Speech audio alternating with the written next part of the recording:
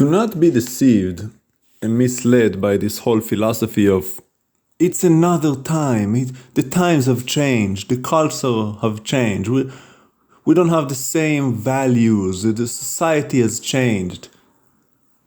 Well, maybe so, the culture has changed, yes indeed, the values socially acceptable have changed, but the measure of God for righteousness has not. What is just today. What was righteous is righteous today. The Lord said, I, the Lord, does not change.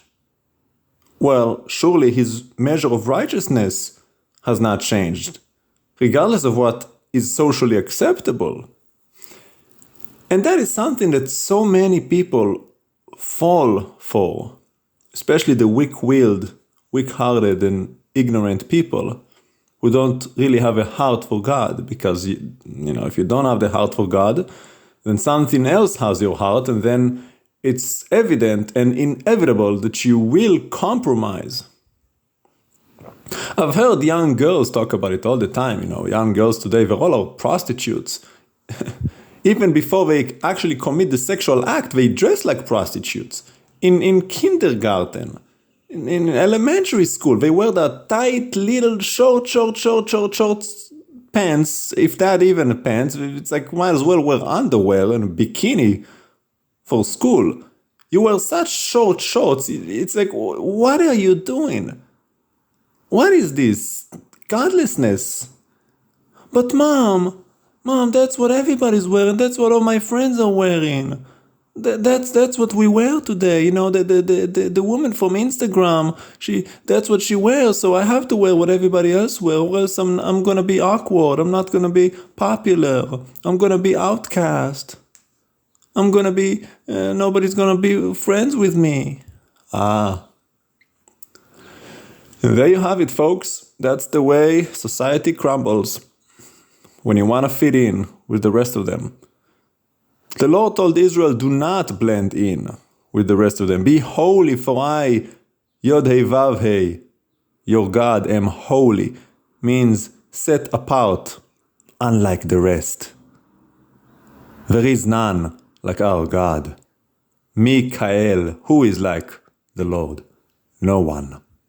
He is set apart, all by himself.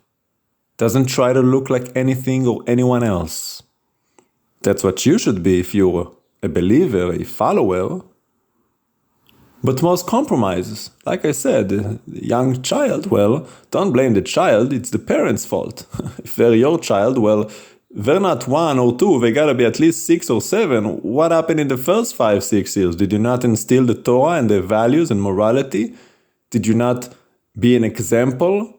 The way you dress, the way you act, the people you interact with? Did you not discern who your child should be around, which school they should go to, which zip code you should live in, given that you're gonna mingle and intertwine with the people living around you? Have you not vetted out the neighborhood? Have you not done your homework to see who lives next door for the protection and well-being of your child? The responsibility comes back to the parent. It's always about the parent. Devarim chapter 6. First is put these words of mine on your heart and then instill them on your children. When you get up, when you go to sleep, when you walk on the road, when you sit in the house, write them on the doorposts, write them on the gates to your cities. Teach your children all the time. Raise up a child in the way he should go. You're in charge, not society. Society has always been perverse. What's new? So now they're just a little bit more perverse than 80 years ago. So what? Raise them up right. See, Stephen often says when he was young, the preachers used to preach about and against boyfriend-girlfriend, right? Well, what is that thing? Boyfriend-girlfriend? No such thing. Young couples living with each other, sleeping with each other outside of marriage. Fornication, adultery. That is what they used to preach against. That was the big deal, the big sin, anti-divorce. Who's preaching against boyfriend-girlfriend today? No, it's socially acceptable. The pastor has a girlfriend. You show up to church with your boyfriend and your girlfriend, holding hands in the service that is supposed to be about God, but you're all over each other, making out in the church cafeteria. While you're not married, of course. There's no such thing as a boyfriend or girlfriend. All that it is just a exclusive patron of your prostitution. Because whatever you're doing behind those closed doors, you're doing it outside of a covenant, not under the canopy of marriage, which makes you an adulterer. Because, well, if she's not your wife, she's somebody else's wife. And if he's not your husband, then he's your spiritual brother. So you are a fornicator, a prostitute, and an adulterer. And those who commit sexual immorality will not enter the kingdom of heaven. That's the scripture. The Lord is strongly against that. Nothing has changed. In the Torah it says that when a man marries a woman and he cannot find the proof of her virginity, we used to have a special cloth. Once you consummate the marriage, after the marriage, you keep that. That is your proof of virginity because you have the blood that comes out the first time you have relations.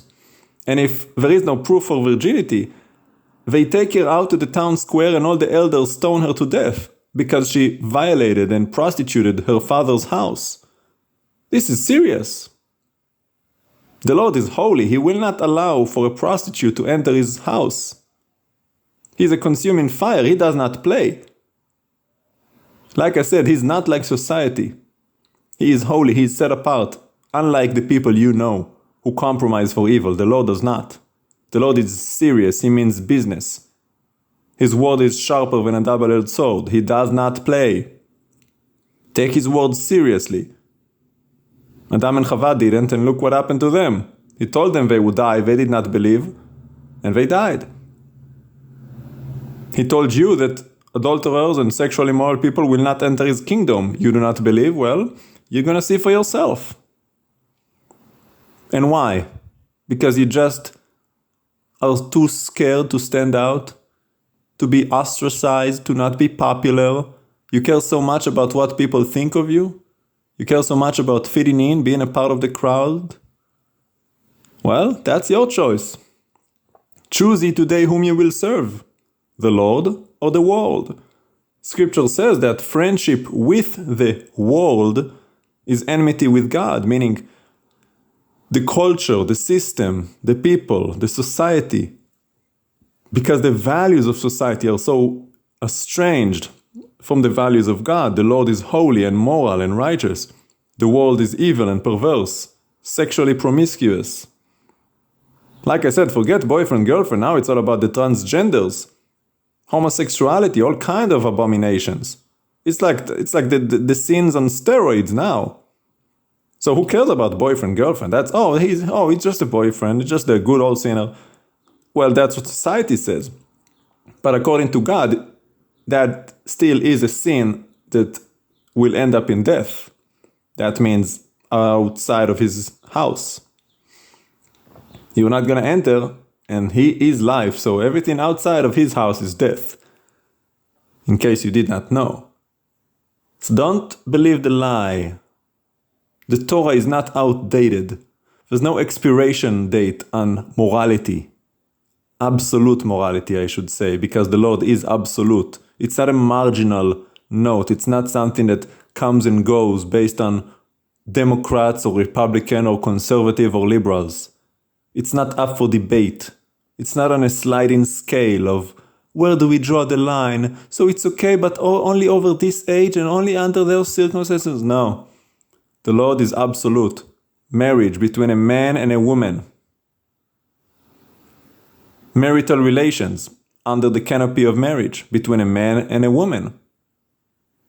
And that's just one area, obviously. It was a whole other things, but I just gave you the area of, sexual morality and immorality, because that seems to be the biggest one.